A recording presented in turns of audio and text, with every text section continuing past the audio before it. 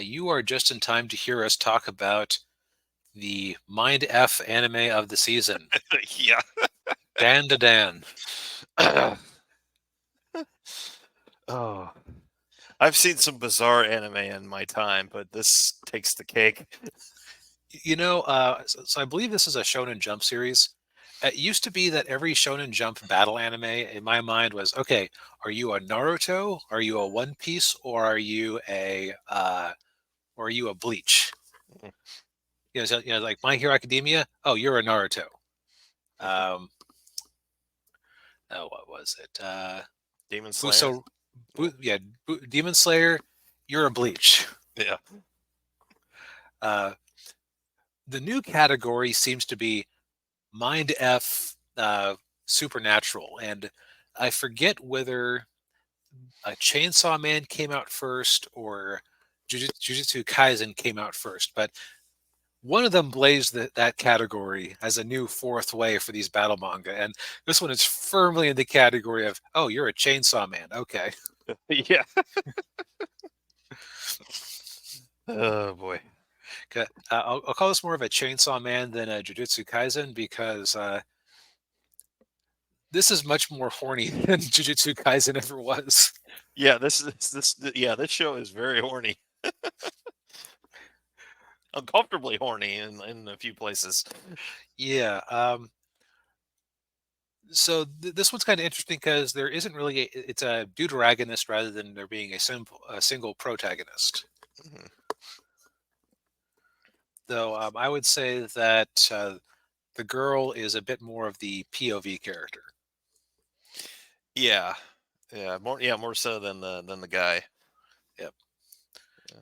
So main character is Seiko Ayase, who she isn't a gyaru, but she seems like one of the cool girls at the school, or at least like she should be one of the cool girls at the school. Yeah. She certainly presents herself that way with the way she dresses. And the way we're introduced to her is she is beating up her boyfriend because he keeps asking her for money, Yeah. uh, which is a way to introduce us to our heroine. hmm Yeah. And then we meet the our male main character, and his name is escaping me. Uh, Come on, he's even named after the famous actor oh who, right, Ken Takakura. Huh. yep, Yeah. Um, yes, for those of you who don't know Ken Takakura, he was kind of the like the Clint Eastwood or John Wayne of Japan. Um, he was in a movie that I reviewed for the channel some time ago called Black Rain with Michael Douglas, which I think was probably like one of, if not the only Hollywood movie he ever was ever in. But yeah, she's got a big crush on Ken Takakura, and then when she hears his name, he's like don't say that name. right, don't ruin my vision of Ken. Yeah.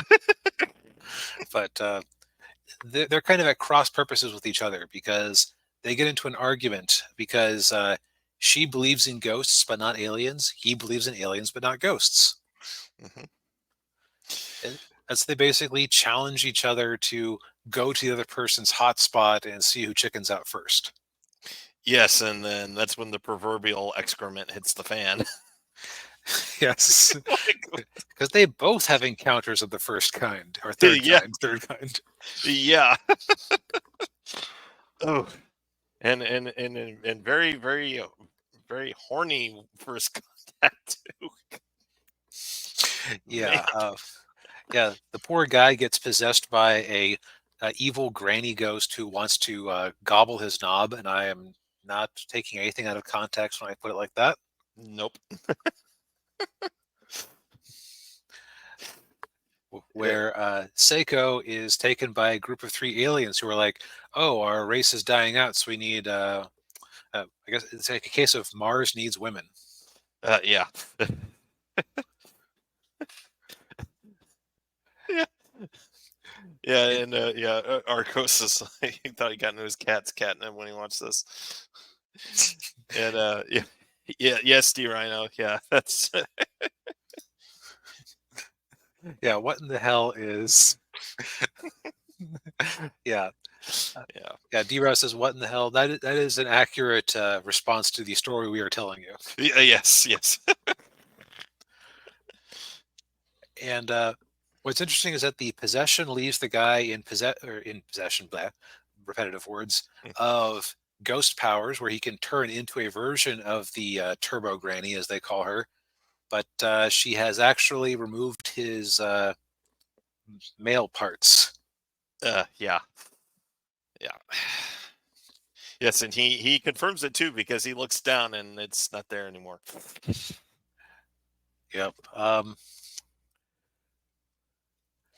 I don't know about that, Ninja. Maybe. Yeah, Ninja proposes that the author originally did adult art. That is actually a fairly common um, direction for people to go in Japan, because say what you will about it, it does teach one about anatomy and angles and other things like that. Yeah. I believe that, yeah, I know that the person who did the old series, Sergeant Frog, had that same career path. Ah. Okay. But so only two episodes were available. One dropped today at some point, but I didn't have time after work to watch it. Uh, Yeah. Yeah. I didn't have time to watch it either. But yeah. uh, I think I will actually say that I do recommend this with the understanding that it's going to be a mind trip. Yeah. I would definitely maybe give it a try just to just kind of like a test drive maybe. And if it's not your thing, no one will hold that against you. Yeah, this one is definitely has a strong taste. So in terms of strengths, Seiko herself is actually kind of unique among shonen or even seinen and anime protagonists, because well, we were just talking in the last review, or Daniel's review of Audition, about how there's like the traditional Japanese female archetype. She is not it. She is not even remotely it.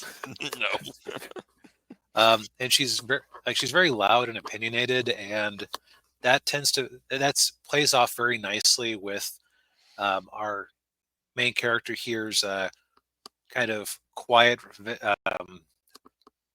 not vengeful, resentful nerd archetype. Yeah. Yeah. So you get the impression that this show is definitely about the two of them making each other grow to fill in their the gaps in their personalities. Right. Yeah. D Rhino was asking if we had any other modern anime recommendations. Solo Leveling was actually decent. Yeah, Solo Leveling was pretty good. Yeah. If you don't mind a show about cute girls doing cute things, Ume Musume is actually shockingly competent, especially in the second season.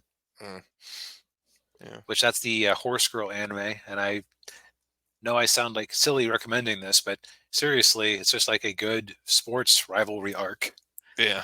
with a bunch of sports injuries, and you feel bad for these poor horse girls who keep getting sports injuries.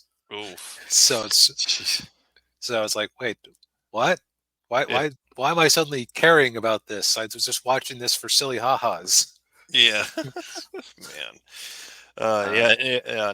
Arco says, yeah, now they're going on a quest for male anime for different reasons. male bits, yeah. Yeah. Let's see. So as far as other interesting things of the